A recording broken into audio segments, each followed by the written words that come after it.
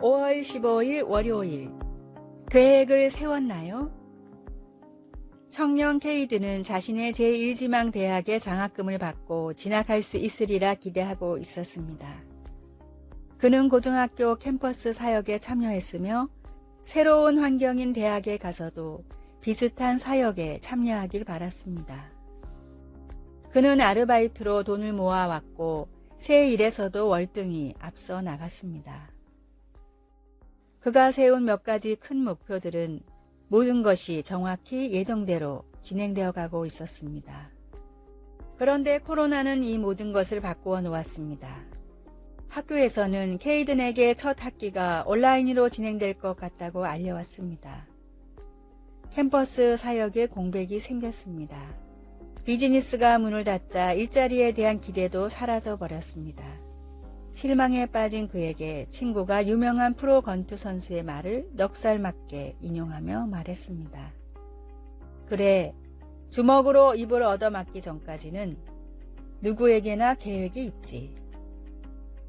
잠언 16장은 우리의 모든 일을 하나님께 맡길 때 하나님이 우리의 계획을 견고하게 하시고 그분의 뜻대로 행하실 것이라고 말합니다. 그러나 진정한 헌신은 어려울 수 있습니다. 그것은 우리의 길을 혼자 꾸려나가겠다는 생각을 의도적으로 떨쳐버리고 하나님의 인도하심을 열린 마음으로 받아들여야 하기 때문입니다. 우리가 자신을 하나님께 내어드리면 앞에 놓인 길을 보지 못할 때에도 주님은 여전히 우리의 발걸음을 사랑으로 인도하고 계신다는 것을 확신할 수 있습니다. 말씀, 사람이 마음으로 자기의 길을 계획할지라도 그의 걸음을 인도하시는 이는 여호와시니라. 잠언 16장 9절. 찬송 384장 나의 갈 길 다 가도록. 기도. 하나님, 선하시고 신실하신 하나님이 제 발걸음을 확고히 해주실 것을 알고 실망 속에서도 하나님을 신뢰할 수 있도록 도와주소서. 아멘.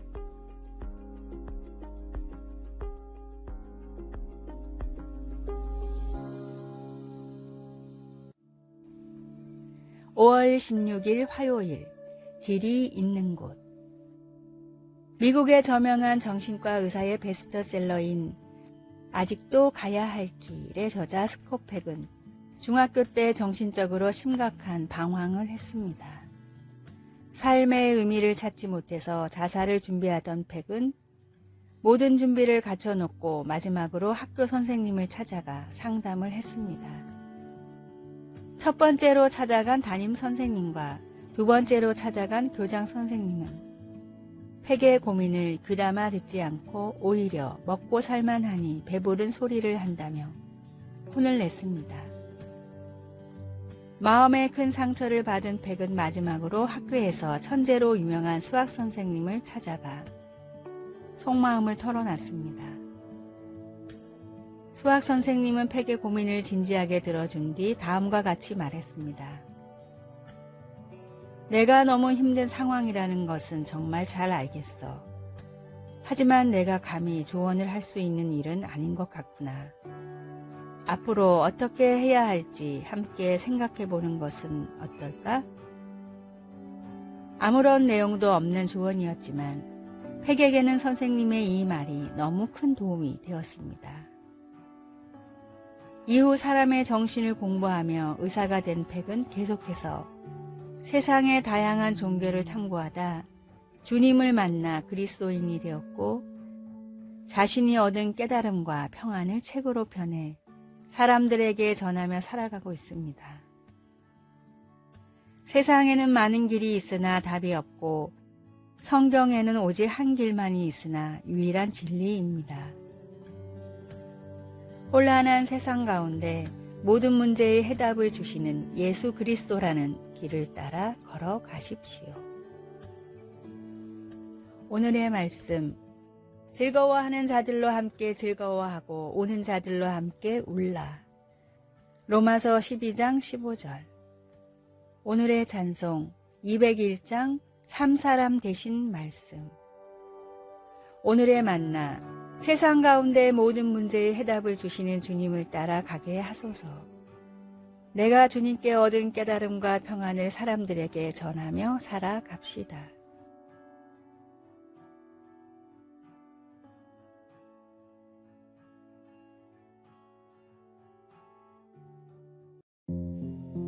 (5월 17일) 수요일. 중립으로 바꾸라. 세차장에서 한 남자가 한 가지 일을 수행하고 있었습니다. 그는 트럭 뒤쪽으로 성큼성큼 걸어가 막강한 힘에 세차용 솔이 걸리지 않도록 차에 부착된 견인용 고리를 제거했습니다. 종업원에게 돈을 지불한 다음 그는 자동으로 움직이는 세차장 트랙에 트럭을 올려놓았는데 기어가 주행 상태로 있었습니다. 종업원이 외쳤습니다. 기어를 중립에 놓으세요. 중립에. 하지만 트럭의 창문이 올라가 있어서 그는 듣지 못했습니다. 그는 4초 만에 세차장을 빠져나왔는데 트럭은 거의 물에 젖지 않았습니다. 엘리야도 임무를 수행하고 있었습니다. 그는 큰 일들을 통해 하나님을 섬기느라 바빴습니다. 그는 방금 초자연적인 대결을 통해 바알의 선지자들을 물리쳤고 그로 인해 기운이 다 소진해 버렸습니다. 그에게는 중립 기어에 있는 것 같은 시간이 필요했습니다. 하나님은 오래전에 모세에게 나타나셨던 호렙산으로 엘리야를 부르시고 다시 한번 그 산을 흔드셨습니다. 그러나 하나님은 바위를 부수는 바람이나 지진, 맹렬한 불 속에 계시지 않고 대신 부드러운 속삭임으로 엘리야에게 다가오셨습니다. 엘리야가 듣고 겉옷으로 얼굴을 가리고 나가 하나님을 만났습니다.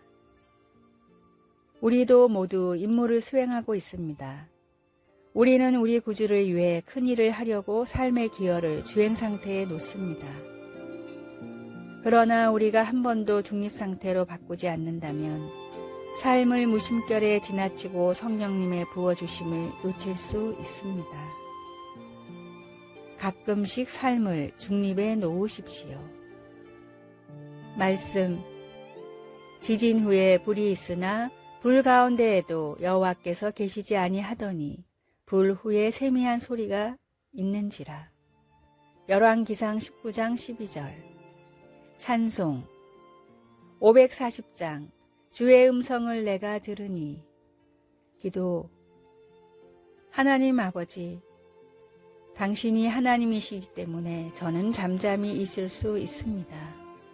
아멘.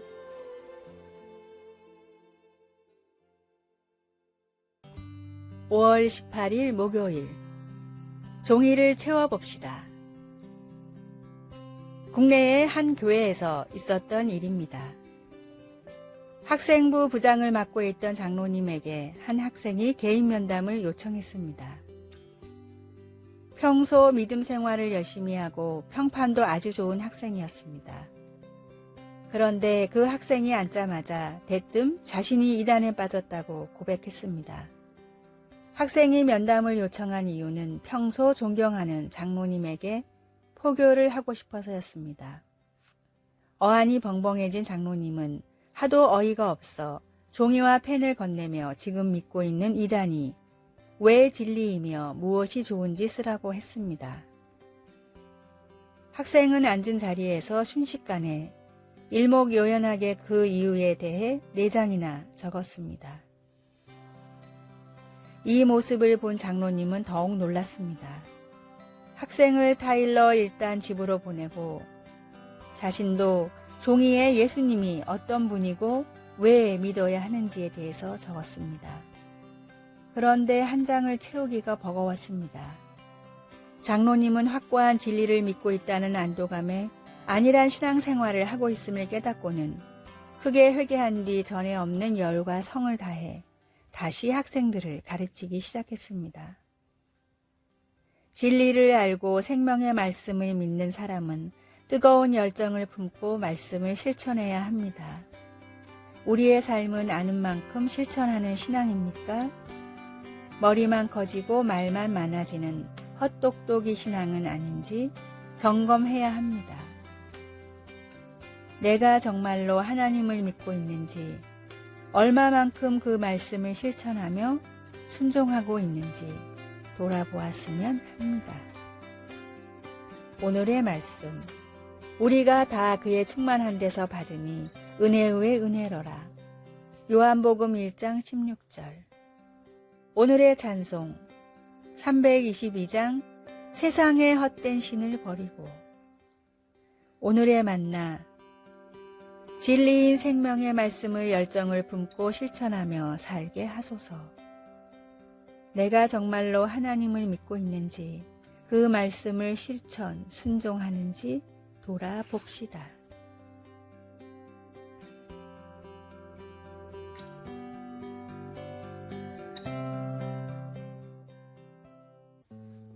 (5월 19일) 금요일.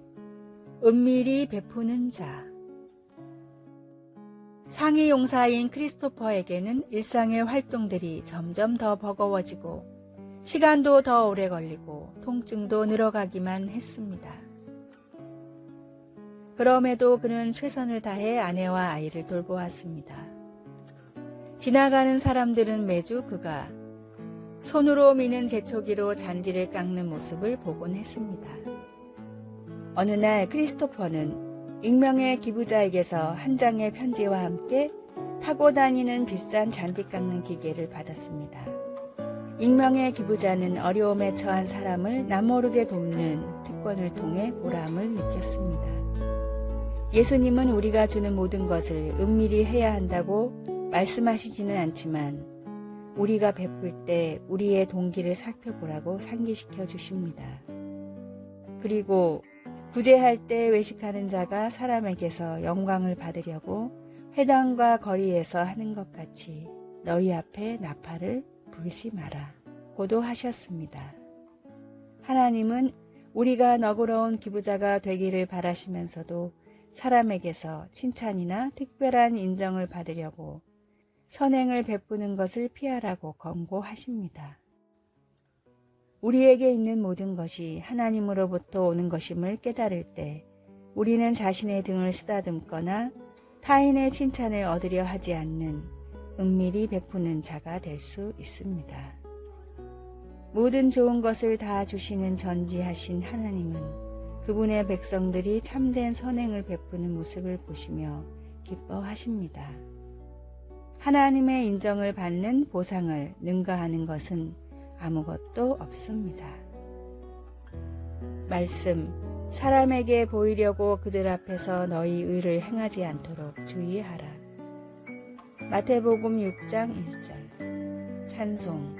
221장 값비싼 향유를 주께 드림. 기도. 하나님께서 저에게 주신 것처럼 저도 이기심 없이 희생적으로 베풀 수 있게 해 주소서. 아멘.